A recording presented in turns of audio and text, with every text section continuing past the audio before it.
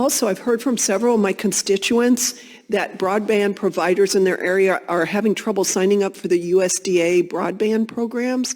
We're talking about how complicated it is. And have any of your members faced the same issue, and how do you think we can improve on the application process? We have experienced problems like that in the past. I mean, we've had issues where one company was organized as a partnership, and it wasn't eligible under the application rules that RUS was interpreting. I think that got worked out, but there are a lot of kind of these informal roadblocks that we face with a program that has traditionally been oriented to a very different profile of company than a large cable operator. Right. It's one of the reasons that one of the things that we like in Representative Kamek's bill is really an opportunity to use the notice and comment process to really try to come up with alternative ways of demonstrating financial viability as companies, and to provide security interests that are different from what may have traditionally been used, because this is all about getting qualified companies to want to come participate, right. And that's what we ought to be aiming towards. Ms. Blumenfeld, do you have, and then...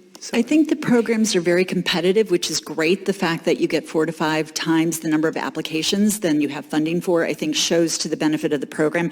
I would say, USDA and RUS in particular have staffing needs. So, I think some of the biggest challenges are actually getting some of the permitting through, getting the process through.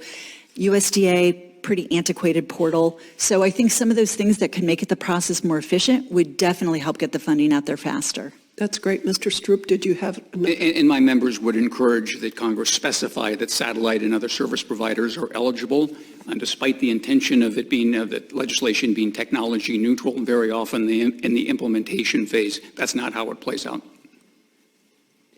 Okay, Mr. Matheson, we've heard from several stakeholders about the concerns regarding permitting on federal lands within existing rights-of-way, which can take up to 3 years to get an approval.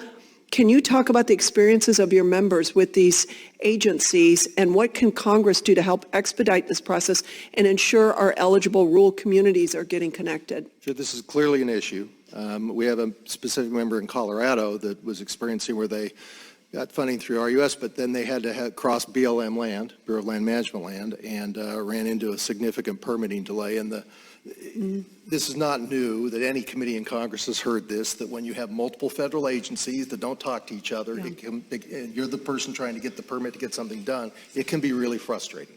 And so some of the steps that were taken most recently in the permitting reform for the Debt Ceiling Act are a step in the right direction. We need to keep that momentum going, however, in terms of creating appropriate time limits on the permitting process, but also the coordination across federal agencies has got to be better than it is. It's just a question where the left hand and the right hand aren't talking to each other, and we felt that specifically on federal lands in the West.